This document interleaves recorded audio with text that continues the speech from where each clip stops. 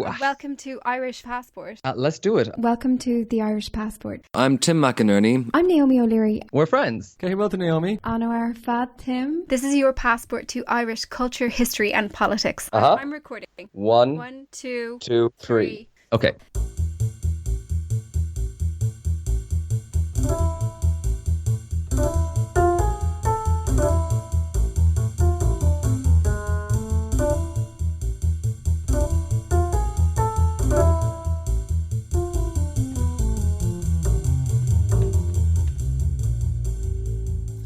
Hello, listeners, and welcome to the Irish Passport podcast, where we are going to a very icy place today because we are talking about what everyone's talking about, Naomi, and that is Greenland and its possible annexation by the United States of America. What's going on, Naomi? We're going to talk about two big topics. One is, I guess, the European and particularly Irish perspective on what is happening regarding Trump's desire to own Greenland and what does that mean for all of us. And then the second topic, which has been in the news a lot recently in Ireland, is about the Mercusor trade deal, which, well, it would be very big news if it did become a reality. We'll talk about it. So yeah, we can start with Greenland. Like, why does Trump want Greenland? Yes, indeed. And why are we talking about this on the Irish Passport podcast? Yeah. The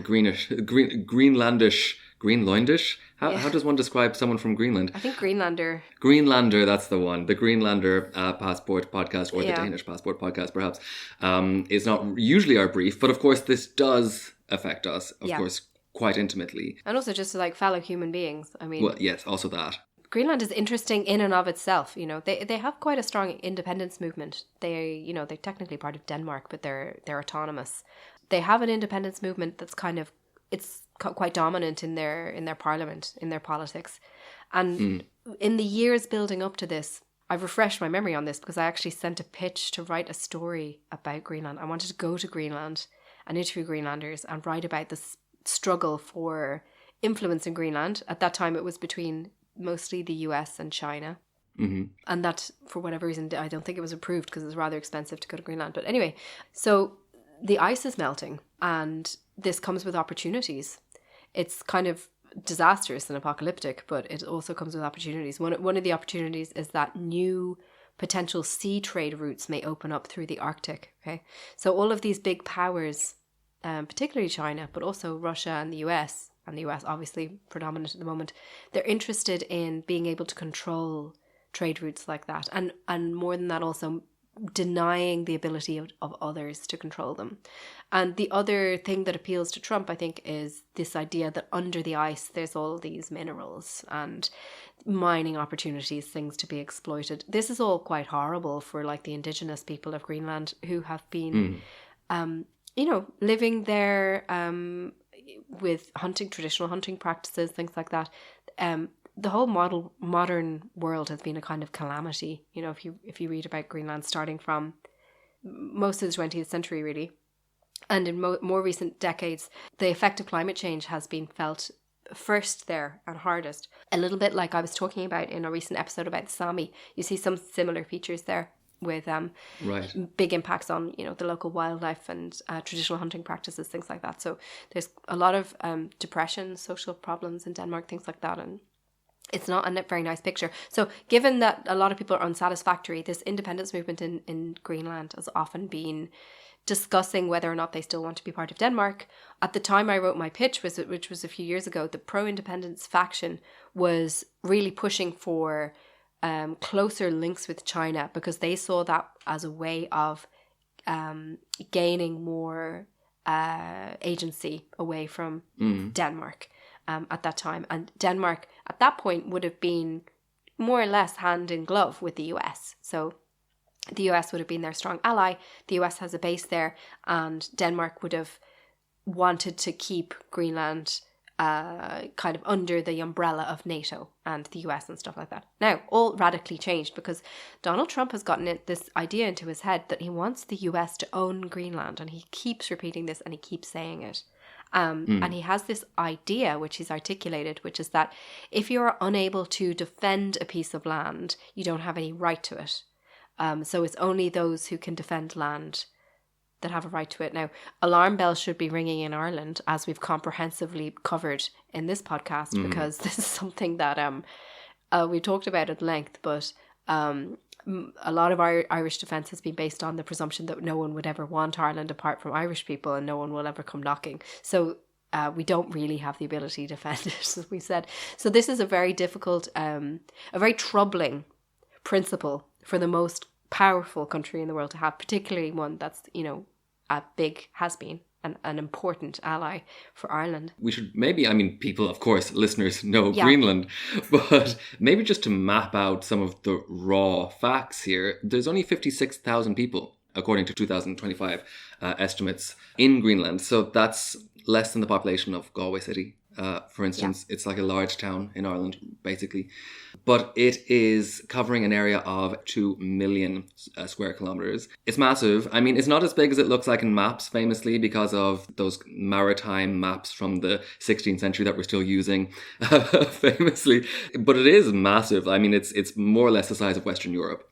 Even when you bring it down to scale. It's distorted, right? Yeah. Because we put something that is a sphere onto a flat surface in the maps. So those edge bits, they get like stretched out. So it looks bigger on maps. Massively. Yeah, exactly. And Africa looks much smaller, famously, as well. There's a lot of politics around the maps that we use.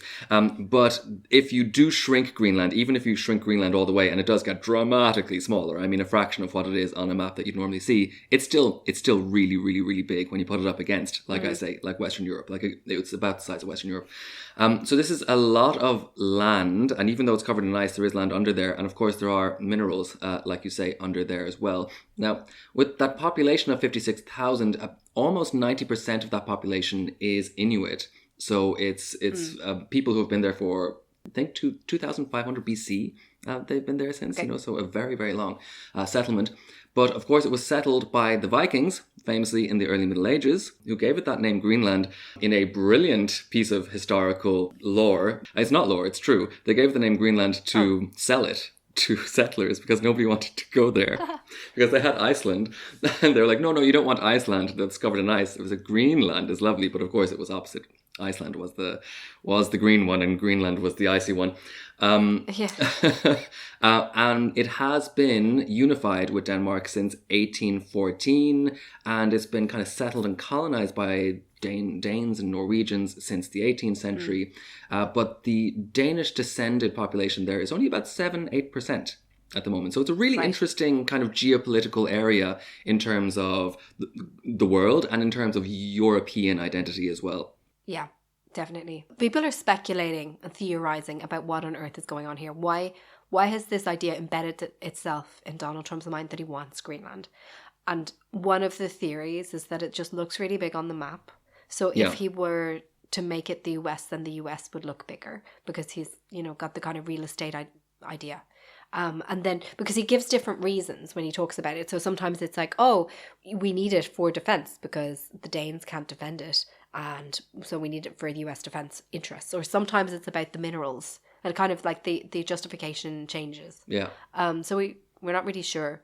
Something I've noticed is this issue has again provoked speculation about the mental state of mind of Donald Trump, like what is going on there, because sometimes it seems like all is not well, basically.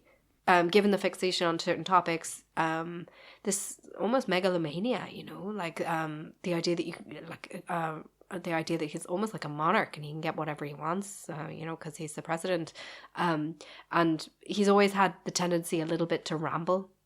And then if you see some of the things that he writes, like there was a recent letter to Norway where he said, he was all bitter about not getting the Nobel Prize, and he said it was the Norwegian government's idea not to give him the Nobel Prize, and of course it's an independent committee. Just stuff like this.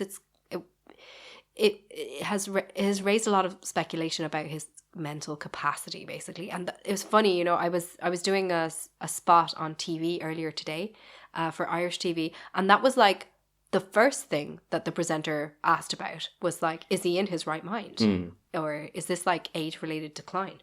I think it's worth just mentioning that because it's a kind of marker of like how difficult Europeans are finding it to kind of reconcile what's going on here, because it makes no sense to them. Yeah, there doesn't seem to be any sense of kind of coherent forward thinking in this either. And listen, we better say before I go any further that we are recording this on the 22nd of January and that things with this whole Greenland debacle have been changing more or less twice a day for the past week. So this might be a little bit out of date. This morning, Trump said, or yet last night rather, that he has a deal with the head of NATO. Nobody really knows what the deal is at the time of recording. It does seem kind of that he's going with the flow and seeing what he can get rather than having his eye on some kind of certain prize. Yeah. I mean, another suggestion that I've seen is that this is private interests that are telling him you should go for Greenland. Yeah. That there's just some very, very, very, very rich people who have suggested this to him, and because basically he's being driven by lobbying interests like that, that he said, okay, yeah, sure, I want Greenland, and he's gone with it. Is that? Yeah, that probably that rings the bell of truth to me, because it's also how his court is structured, you know, because he bases himself in Mar-a-Lago, which is a private members club where you can buy membership to, so you can kind of buy access to him. And that's very much how, like, if you see pictures and footage of just the physical location where he is and who he's surrounded by, that's exactly how it is. It's like, you know, rich people and people he likes and takes a shine to kind of around him. And that was explicitly part of the justification for what happened in Venezuela, was to open up oil opportunities for, you know, particular American businessmen, it would seem. So yeah, that could be it. Something I've noticed is, so we'll just lay out what happened in recent days. It was Davos, you know, it's this gathering of world leaders in Switzerland, all the kind of, you know, important people are there, big economic leaders. It's the World Economic Forum. And the number one theme and fear was this Greenland issue, but also, you know, what did it actually mean for Europe and the Transatlantic Alliance and what used to be called the West in, you know, quote unquotes. Because, you know, if Donald Trump was to take Greenland, that would be part of NATO attacking NATO itself. So it would break NATO. NATO wouldn't exist anymore because NATO is supposed to be a mutual defense agreement. Anyway, so that was the main theme.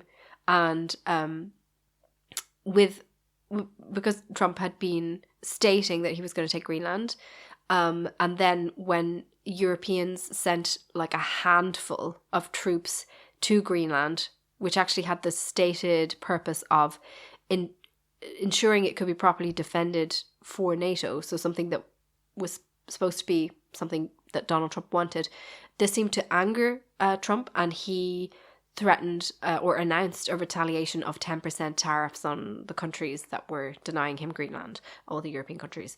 And so then financial markets started to get rattled, and there was this speech by Mark Carney, Prime Minister of Canada, and I think this is what's going to be remembered from Davos, because Mark Carney basically said the old order is dead. We are fooling ourselves and we're not serving our own interests if we continue to pretend that's still alive when it's not. When we talked about the rules-based international order, he was like, we're actually living in an era of kind of these big powers trying to assert might is right, and using economic integration as an instrument of coercion. So basically, whatever economic ties you have with the United States will be used against you. If you buy a lot of things for them or sell a lot of things to them or whatever, you'll get hit with tariffs. He also talked about financial infrastructure being used as a weapon, which is something I wrote about recently for my newspaper. The Trump administration didn't like a ruling of a couple of rulings by the International Criminal Court, and so sanctioned their judges, excluded them from the financial system. Basically, all their credit cards were cancelled. They can no longer be customers of American businesses, and they have all this trouble with banking now because of how much of banking infrastructure is US owned. So it's being used as a kind of blunt instrument of US interests, because, you know, the ICC, for example, allowed an investigation into US troops in Afghanistan for suspected war crimes. That was one of the reasons why the sanctions were imposed. So Carney said, we need to accept this. We need to accept what the reality has become and not pretend that something else is the case. And what we need to do in response is the medium-sized powers, like Canada, for example, like the UK and so on, I think probably the EU, some Asian nations as well. We need to group together and we need to actually create new agreements and new institutions. And we need to not negotiate individually with the US because we will be forced into subjugation, basically. If it's one-on-one, we just don't have the clout individually to get good deals for ourselves. It's only if we do it collectively. And the EU called an emergency meeting, and the topic of discussion is really whether to use this big trade instrument, which they can impose like a lot of financial pain on countries if they're being subject to coercion. It was actually invented for China, I think, but no one imagined that it would be used for the US. But the idea, suddenly things have changed very much. So it's looked like maybe the EU, Canada and so on were developing a backbone. And then Donald Trump gave his speech and he appeared to kind of back down. So he said he wouldn't use force in Greenland. And then very soon afterwards, in the hours after that, he said he wouldn't be imposing tariffs after all, that he'd got some kind of deal. So it looked like a U-turn. And now the EU leaders are going ahead with their meeting, but there's a feeling like the pressure's off. They're not going to be reaching for that trade instrument anytime soon. My interpretation of this, though, is like very clearly none of that can be relied upon because Trump changes what he says from one day to the next. What he said on Truth Social, his announcement that he wasn't going ahead with tariffs and that he'd gotten a deal, was very clearly drafted. It wasn't something that Trump himself wrote because we know how Trump writes. It's full of capital letters, very short sentences, lots of exclamation marks, very, very casual. This had phrases like, as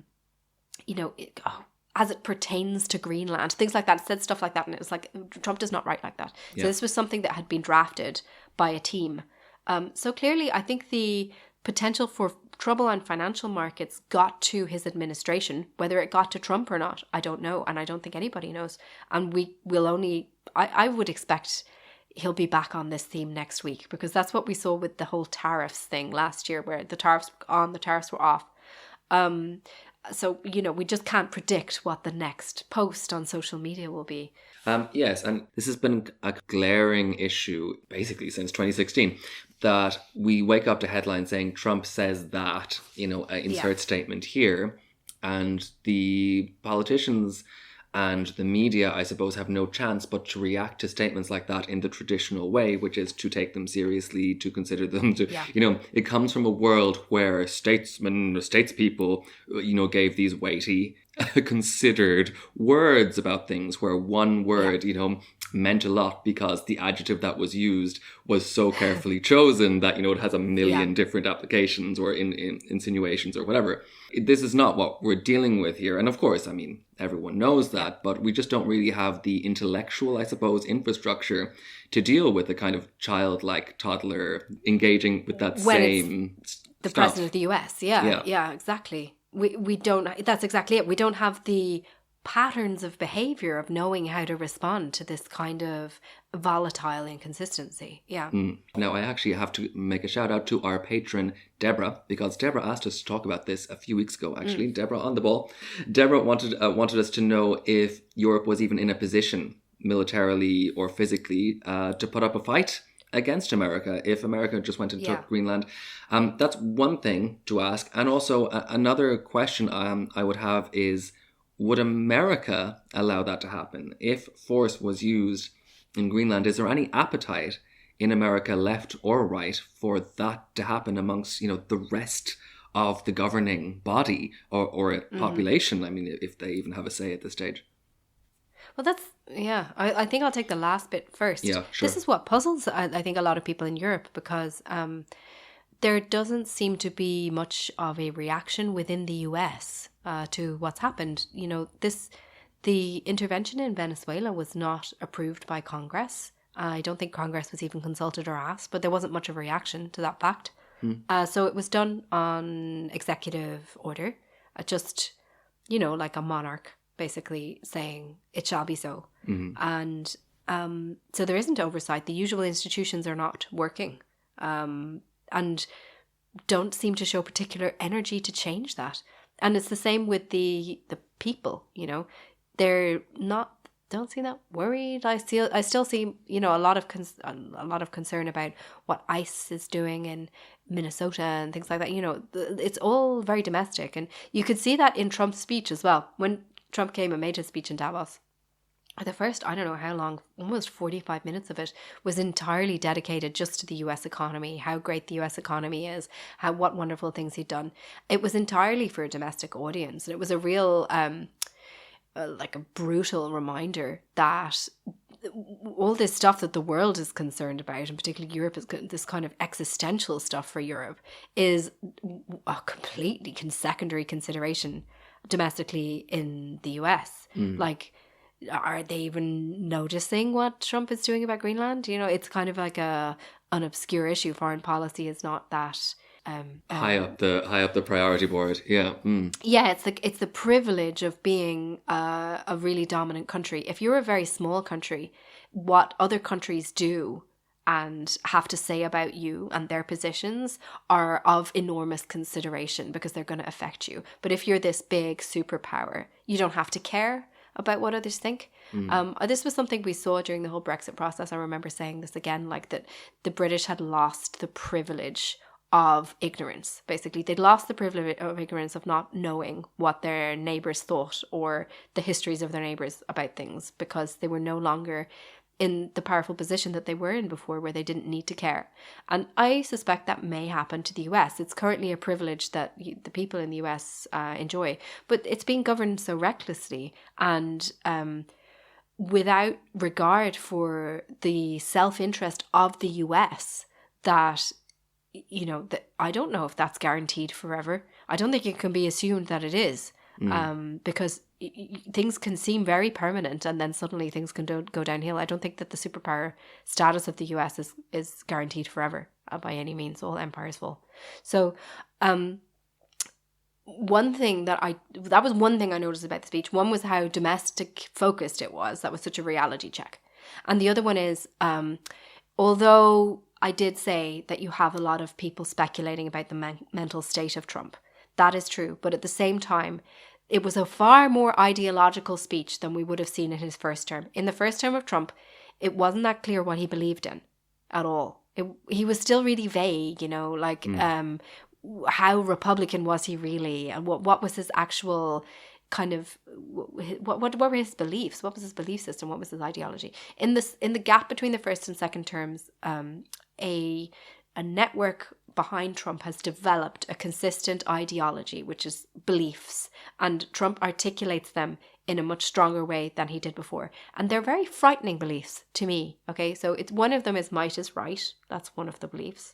Another one is this belief in absolute untrammeled executive power, complete contempt for the climate change, anything to do with environmental concerns. And another one is like a hatred of immigration, like a really deep-seated hatred for just immigration as a thing. And that's something he ticks those boxes in every speech, basically. His administration set out about a month ago a document which wasn't that long. It was like maybe 10 or 20 pages. It was an easy read, and it was just their national security strategy. So it went through each region of the world and what they wanted, and it laid out all this stuff. And that is consistent to what Trump is saying now. Part of it is they want to change European governments to governments that are more like them, governments that are very anti-immigration and that want to kind of do this like cronyistic deals, property deals based on these like strong men, capitalist figures like Trump himself. So yeah, it's very ideological, and it is frightening because he's in such a powerful position, and that Europe has invested so much in this transatlantic relationship. It relies on it for so many things, and it has, despite all the warning systems for a decade or more, has kept reassuring itself that it's always just one election away to the US returning to sanity and returning to believe in things like rule of law, and valuing the transatlantic relationship. And so it not very much has been done to move away from those dependencies. So it's very concerning. And like coming back to Deborah's question then, like if theoretically American troops arrive this evening on the shores of Greenland and say it's ours now, put up an American flag and basically occupy it, there's nothing Europe can do, surely. I mean, I suppose they could if we had like France and Germany sending their armies into Greenland. Yeah. First of all, it would be a question, would they have any chance against the American military? But secondly, it would be a question of, would they do that? You know, would that be a priority for the military force of Europe to, you know, to start fighting America? It's a huge dilemma, and you see a split within Europe, where I think openly we've had Hungary and the Czech Republic saying, we feel bad for Greenland, we feel bad for Denmark, but still the US is really important because we want them still to protect, you know, Europe's flank against Russia, which, like, honestly, this is so, like, head up your ass stuff. But, like, just, that's my own personal view. But, there isn't a 27 EU nation consensus right now. But I don't think that Denmark, Norway, I don't think the Scandinavians would just relinquish it without doing anything. Sure. Those are countries that have a very long, old tradition of defending themselves, and they're not militarily insignificant. France very clearly has been, for a very long time, I'd say, US skeptic. So saying we shouldn't be relying on US defense. The US has all sorts of desires and needs and wants that are totally contrary to what we want here in Europe. And this is bad influence, basically, our reliance on the US. And they've been so quick to actually sort of pivot to be like, actually, maybe the US is a foe. Okay. They've been quicker than anyone else to pivot like that, because there's been that US skepticism for a long time. So I would imagine France would be number one, sending any kind of military thing. Like, France would be there, like, in the front line. I think it would be harder for the UK. But yeah, I definitely think some countries would want to defend Greenland. What would that look like? That's a really good question, and I'm not a military tactician. Strategist, right? Very, very far from it. So it's this huge land, as you described, with just a few population centers, very sparse. So what does it mean to hold control of a place like that? I mean, in Venezuela, you had this kind of like precision operation where they just took out the president himself and just went on this particular compound. I guess it would involve trying to gain control, particularly over it would be over the sea and over the air, I guess, because like the land is, you know, frozen waste. So I don't know if it's not like a land war. It's almost like an island. So like you would see aircraft carriers, I guess, things like that. Yeah, Europe does have some of those things. I don't think it would be easy for the US. I don't think it would be like Venezuela, basically. No. Right, so it's not a given that they wouldn't back down. It's not a given. But obviously, Tim, we have to take into account the intensity with which the Europeans do not want this to happen. Like, obviously, it's the last thing that they want.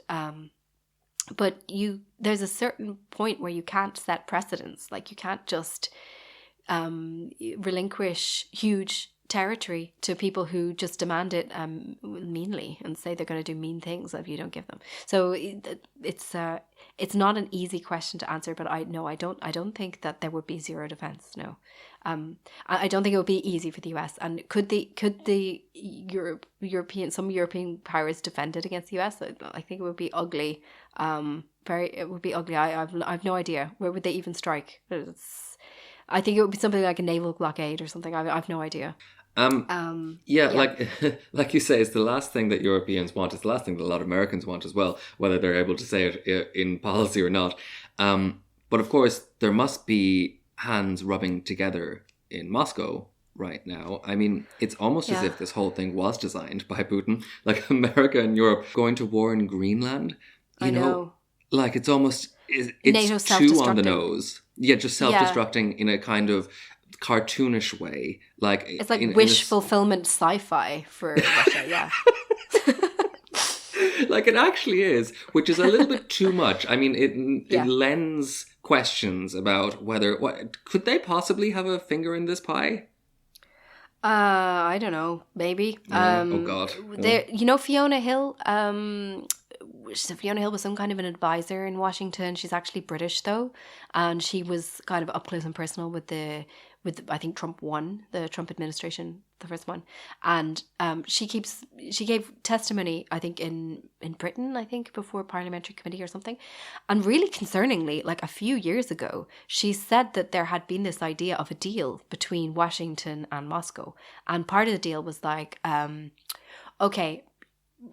Ukraine is for you, okay? Moscow will hands off and Ukraine for you, and in exchange Venezuela for us, something of that sort. That there had been at some level an idea or a discussion about that. That's extremely alarming. Now, like that sourcing is very roundabout. So who knows if there's something to that? But even the idea that someone said this a few years ago, you know, that this idea was even in the ether, that is really concerning. There isn't transparency, there isn't accountability, there aren't the usual institutional balances at all with regard to Trump. So it's a kind of a black hole. The best we'll know about this is probably maybe years later, people in the administration will come out with their own biographies and like their memories and notes and say, oh, you know, at this time, such and such a person was speaking in the era of Trump. He does seem to be very susceptible to individual influence. So, I mean, the Russians would be stupid not to have someone trying to influence him, and I'm sure they do. So maybe, but we mustn't over-attribute to Russia, though. Like, you know, Putin is such a cunning, you know, guy that it's his hand behind everything. You know, we have to be careful not to do that. We also, bad things happen without Russia being involved. And yeah, people are well capable of messing up. As well. Yes, indeed. And of course, there are also like a lot of powers involved here. Like what we're seeing as well on a broader scale is this new kind of, I suppose we can only describe it as colonial, even though it's a kind of geopolitically colonial, a kind of scramble for the Arctic. Now that, like you say, that the ice is receding, there's this new terrain of resources that touches the top of a lot of major powers. So, I mean, again, if we kind of take our minds off that Mercator map that we're so used to seeing, you know, with the Atlantic in the center, or like depending on where you are, I suppose Americans see the Americas in the center, don't they? I mean, it has such a political effect on you, the kind of map that you're used to seeing on a daily basis. But we have to remember that the Arctic is as close to the top of Russia as it is to the top of Canada, as it is to the top of China. You know, like this is a globe, right? And everyone is looking up from where they are. And if we're kind of taking it in those more broad global terms, places like Greenland, I mean, Russia and China and all the major powers have had their eye on it for a while for this reason. And this is only going to get worse as the ice continues to recede. The hope had been, because like you say, the interest in Greenland has been going on for at least like a long time. Like I think when I sent my pitch, I think it was, I don't know, it could have been 6 years ago, you know. So it was it's been going on for ages. And the hope had been, though, at that stage, it wasn't clear that this might be a vain hope, but the hope had been that agreements could be hammered out regarding things like this, where people have mutual or conflicting interests in some way that avoids conflict, that tries to get the best deal all round, things like that. Some kind of multilateral process, you know, negotiations, things like that. Maybe there could be some kind of international agreement regarding things like this if everybody's interested in it all at once. But unfortunately we're moving into such an ugly world, and definitely I think something I've noticed in the last I've definitely since the intervention in Venezuela is how comparatively just any attempt to kind of vilify China sounds very hollow now. It would be very difficult for people now to make an argument with moral authority about not taking over Taiwan, for example. What the US is doing has such a wider implications just in terms of norm setting. It's very concerning precedent. And poor Ukraine are still like trying to defend their territory and repel this invasion. and they're completely in the right in terms of international law. They were subject to an aggression that was just like completely black and white. It's totally clear. And they're trying to hold the line, but everything that they rely on, including these norms that you don't take territory by force and things, is like just crumbling around them. And this, as well as the security alliances that they were hoping would back them up. So it's dark. Yeah, it's really dark. Circling back maybe to Ireland, after all, this is the Irish Passport podcast. All of the heads of state have had their own reactions. Like you say, France has been kind of standing out. What has come out of Leinster House in the last week? Ireland is not particularly well equipped to respond to things like this because it's so contrary to everything that Ireland has kind of built up. The alliance with the US has been so fundamental, and it's so profound in terms of the Irish economy, because of the enormous amount of employment and tax revenue that comes from US multinationals. The Irish government is always afraid to challenge the US or offend the US, and they're not changing that. So it's really a difficult thing for Ireland to deal with. What you hear is the government will restate a commitment to kind of multinational processes, international law, and coming up with joint EU solutions. They can kind of hide within, if something mean has to be done or some sort of hard decision, they'll hide within the EU to do it, so it'll be the EU doing it and not like Dublin, But you can see how ill-equipped they are for this. Like, for example, another story that's been going on in the last few weeks is the monstrous social network that Twitter has become, X, has been producing, generating pornographic images of women and children, mostly, some men too, on demand. And the Irish government wouldn't even commit to taking their own official accounts off of it, saying that, other social media platforms have problems too. It's just, that's the level of, I don't know, is it capture or just kind of a laziness where it's just, you're not able to pivot away from these people just being really economically important for Ireland. So it's, the Irish government is not reacting very strongly. I think it's still sinking in. And the Irish government is going to be the last of all the European countries to accept a major change has happened, I think, because they just won't want to. So we're not going to be, I don't think we're not going to be leaders in this regard, or like far from it. But the message, like the lessons of what's happened in recent weeks are enormously concerning for Ireland.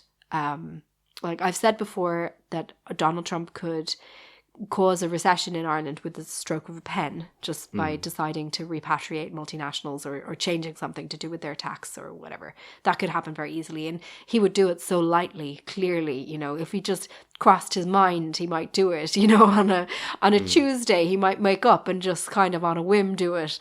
So it's so precarious, and we haven't reconfigured. I think the response of Ireland is going to be redoubled commitment to the EU, because we have to cozy up to whatever, whoever might offer us a new security blanket. I think primarily that's going to be France, because they're our nearest European neighbour, as they like to say. They're friendly, they're open, and they're big and strong, and they're nuclear power, and they will they'll back us up. But it's not a comfortable position for Ireland to be in. Right, yeah. And you would think, if I was in the government right now, I would be thinking, okay, it's high time, it's past time to start setting out some major plans for economic branching out, diversification. Diversification, just not relying on this single crop, to make a kind of dark analogy, but, But, listen, like relying on just a single, listen, that is a terrible analogy. I won't go any further with that. But relying on a single economic partner, I suppose, like this, when it has been volatile now for about 10 years, more or less, is just silly. Like, it's just bad economics, bad politics, from a very basic level, surely. Is there any signs of that? Is there any signs of Ireland kind of making plans to maybe move away or just not be so dependent on the US sector in the future? I'm sure they are thinking carefully about it, but they have been warned about this for so long, like more than a decade. Like in response to the last global financial crisis, Ireland was told that we had to, for example, diversify our tax intake in lots of ways. So not rely on these corporate tax receipts that are really volatile, and change that. And we didn't do that. We didn't do that. We didn't move to multi-year annual planning. And it's kind of ironic because the government that was in power most of that time, like the continuous one, Fine Gael, it was some Fine Gael coalition of some kind. Their whole shtick is that they're supposed to be fiscally prudent and stuff. But they are just missing in action when it comes to any kind of forward planning.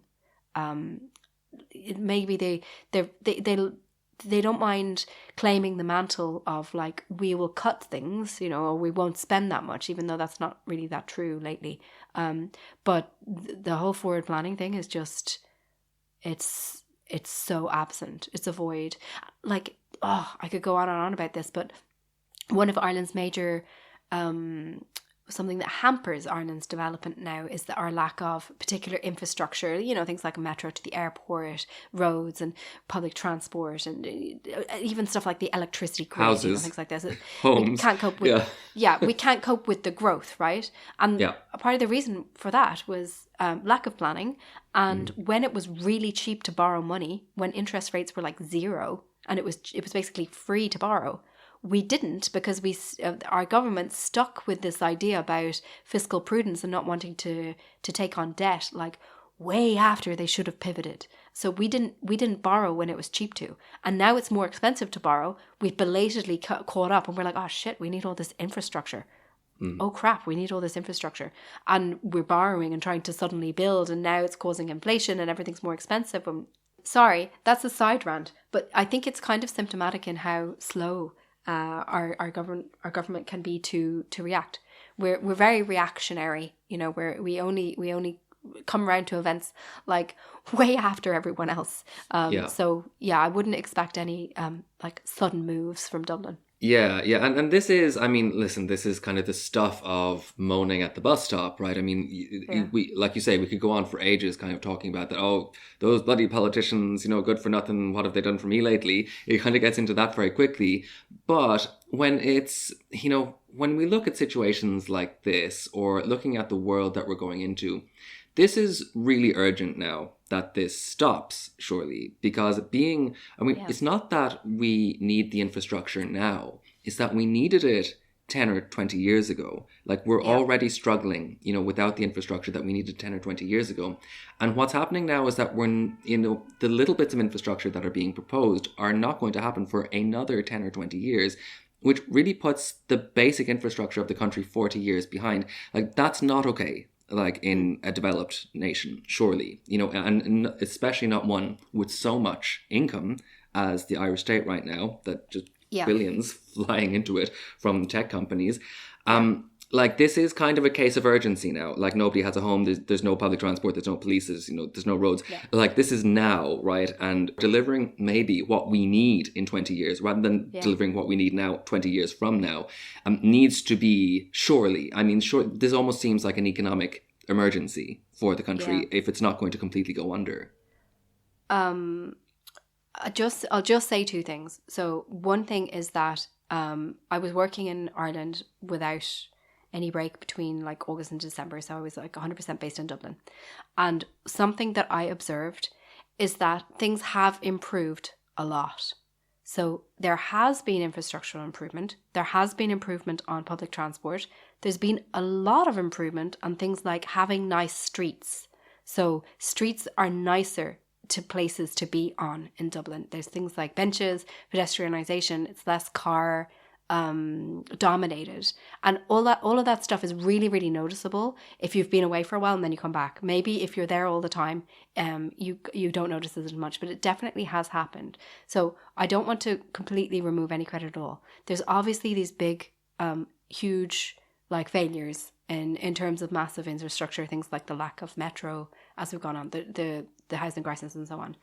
I do think that the government knows and is aware that the way things have been done isn't a good way of doing things, but they are kind of captive to it's difficult for them to break out from the mindset that they have. And it's part of that is also fueled by voters, because every time it comes to budget day, the expectation is always from budgets, like, what is in it for me? Am I going to get €5 back on this? Or am I going to get a tax credit on that? It's all about, like, what are the giveaways this budget, not how are we adjusting the plan we put in place 5 years ago to account for the fact that actually our population is going to be 1% less or more than it would have been, which is what it should be. Like, it should be much more boring in a way. There's kind of like, it's a whole society thing that needs to change, I think.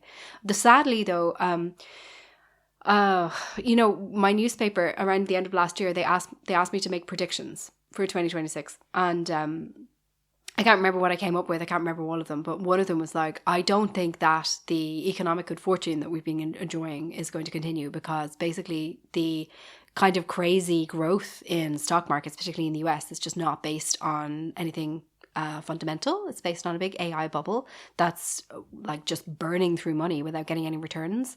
And this Trump stuff, this administration, this untrammeled, volatile, whatever, how can we call it? Like, I don't even use the word, like, I don't want to use the word like crazy, but it's just this amazing political volatility and instability, and upheaval in the global agreements and transatlantic relationship that built wealth, that built the wealth that we now take for granted. This just does not portend continued growth in the way that we've enjoyed so far. So I think that it's removing, particularly in the US, many of the things that allowed for the US to be wealthy in the first place, with things like reliability and rule of law. All of that stuff is fundamental to economic growth. And people being willing to lend to the US, the reliability of the dollar, stuff like that. None of that stuff is like cast in stone. Like, it has to be a law forever. And it is possible to break things. All of this, I'm having such deja vu. I know I said this before. I said this to do with Brexit. It's possible to break things. There were so many people in the UK that didn't think you could break like what the UK had. Like, you could be so blasé and do wild things policy wise and do this and rip up that and destroy all your relationships and alliances and all this kind of stuff, and there would be no cost to that. It's not the case. So I fear that the US is going to find that out. Why does that have what does that have to do with Ireland?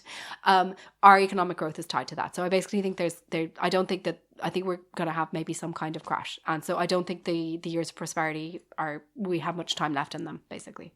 Okay, now another big story that we have dominating headlines at the moment in Ireland is this question of Mercusor. So tell us, for people who might not know, what is Mercusor? Mercosur, the name Mercosur is actually it's a trading bloc in South America. It's a group of South American states, including Argentina, Brazil, Uruguay, and others. And when we say Mercosur in Europe, is a shorthand for the EU-Mercosur trade agreement. So a trade deal between the EU and that group of Latin American countries. What a trade deal basically is, the idea of it is you reduce barriers to trade.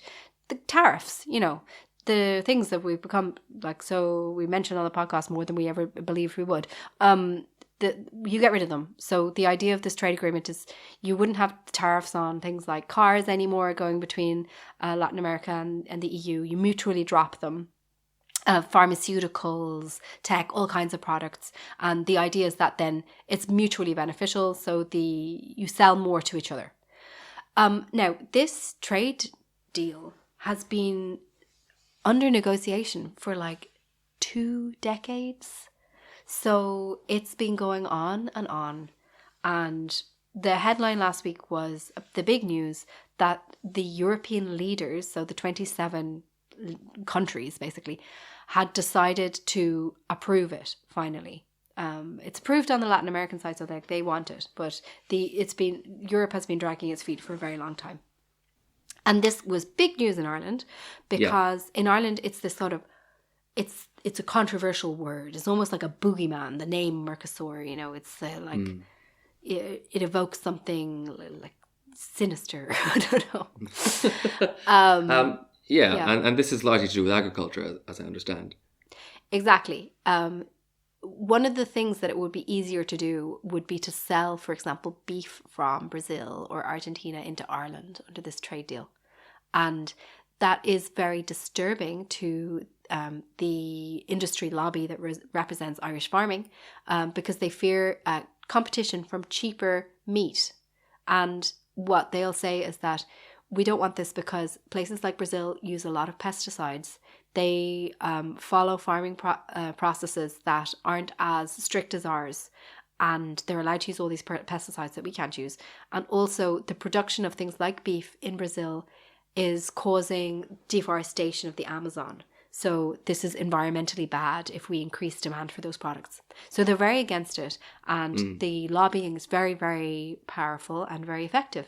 It's been going on for a long time, and it's I think we've seen the effect of that, because Ireland, the government of Ireland, did not back Mercosur trade deal. We didn't actually approve it. There was enough support anyway for it to be agreed at EU level, but Ireland, the government, did not. And that is totally in contrast to the country we say we are, which is pro-free trade.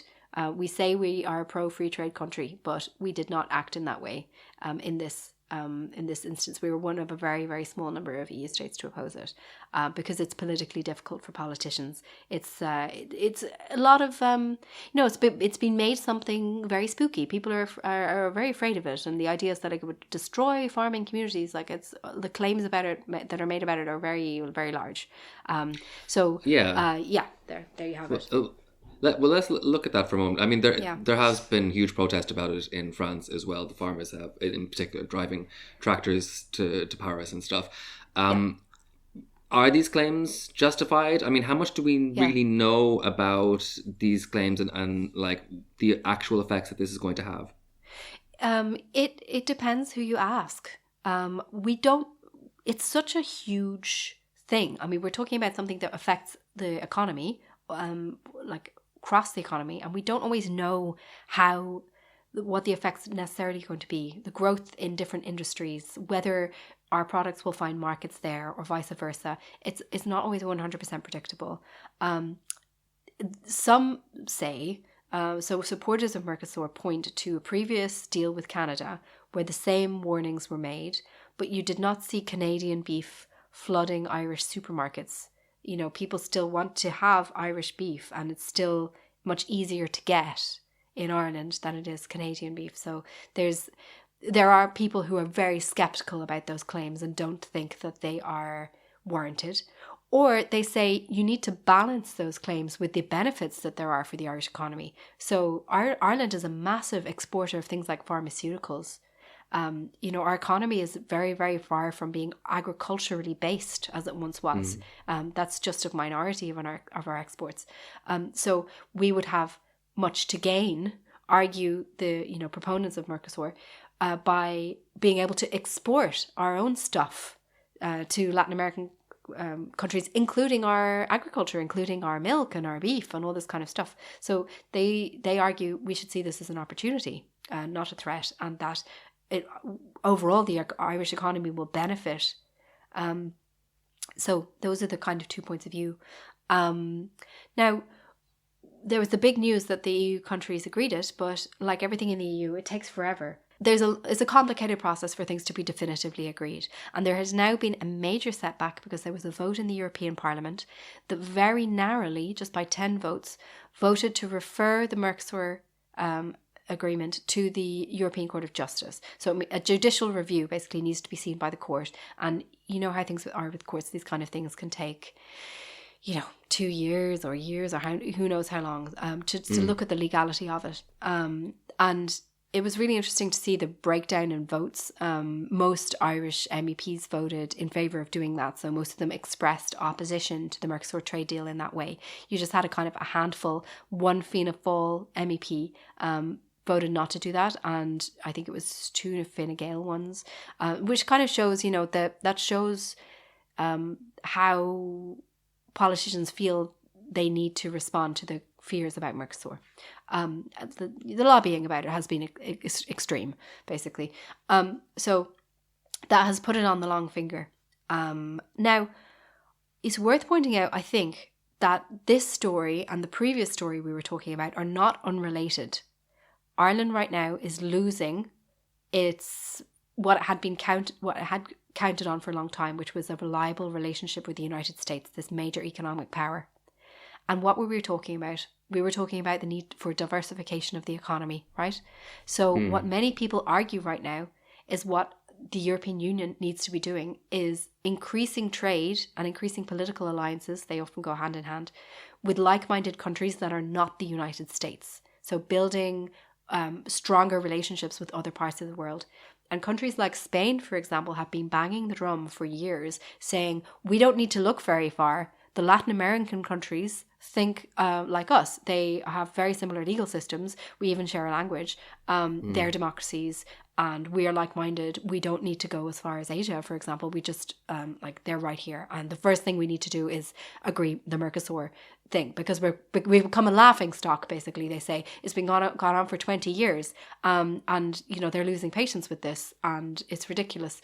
So one of the things that has kind of annoyed Brazil, for example, is the European Union has gone back to try and to appease the farmers, to get better environmental protections on Mercosur related to farming. So to try and write things into the deal that say that farmers will or will not do this or that in order to get it through. And Brazil is like, well, hold on now. We have the Amazon rainforest. You guys got rid of your forests and you are busy scraping the ground for any wild seedling, to get it out. Your nature is in a far, far more degraded state than ours is. And why are you kind of lecturing us about it, when it seems like you should be taking these lessons to home yourself. The other thing that's ironic is it's very unusual to see European farmers lobbying for greater environmental protections. So right, yeah. A lot of their energy has gone into these lobbying groups. I'm not talking about individual farmers, but their industry lobbies has been gone into trying to unpick the Green Deal and try and get rid of environmental protections in Europe, to the extent that some argue that there's no difference now. It's not like Europe is this place where all the farmers have to follow these environmental rules. That's not really so. We're kind of comparable to the Mercosur countries, or much more comparable than we would have been otherwise. So they've almost undermined their own argument about the need to protect this so-called more climate-friendly agriculture that we have in the EU, because it's not actually anymore like that. So anyway, that's Mercosur. Wow. Okay. Well, yeah, a lot to take in there, Naomi. We better wrap up, but is there any last thing you might want to leave us with in this tumultuous January 2026 to take away? I feel like I need to almost apologise to the listeners, because it's another kind of bleak news update. Yeah. I'm kind of sorry about that. We'll probably get back to some more historical episodes soon, because we've got some of them cooking in the kitchen. Well, hold on now. I have a good lighthearted story to finish this episode with, actually. Oh, yes. Naomi. Yeah. I do, yes, because as you have probably seen, we were contacted by one of our patron supporters, Ronan, who was actually inspired by our Conquest series a week or two ago, to enter into a 62-kilometre race across County Dublin, which traces the route taken by Red Hugh O'Donnell, Rua O'Donnell, and his brothers when they were escaping from the Pale during that whole time that we were talking about in the 1590s, during the 9 Years' War. Wow. That we talked about. Yeah. I won't go back to Red Hugh O'Donnell too much, but just to talk about this race, because it's super interesting. It starts from Dublin Castle, and it goes all the way into the Wicklow Mountains, and this was the escape route of the O'Neills and the O'Donnells when they were doing this back in 1692. And it is called the Art O'Neill Challenge, because Art O'Neill was one of the people who did it. And it is in support of the Dublin Wicklow Mountain Rescue. So that is the body that goes up into the mountains into very treacherous conditions to save people's lives. So a great fundraiser at the same time. And Ronan, our listener, came fifth. Wow, that's amazing. Congratulations, Ronan. I know. Thank you so much for sharing that story with us. Yeah, absolutely. But if you want to register for the Art O'Neill Challenge, if you're around County Dublin next year, maybe next January, maybe want a project to get ready for, you can register, I think, in September. Don't quote me on that, but you can find out all the details on www.artoneil.ie. And especially thank you to Ronan for letting us know that. And if you want to see some pictures of him coming fifth, you can see them up on our Patreon account. Amazing. And head on over to Patreon now because we're going to do a debrief half pint episode. So we will continue discussion over there. Thanks so much for joining us. Talk to you soon. Slán. Slán.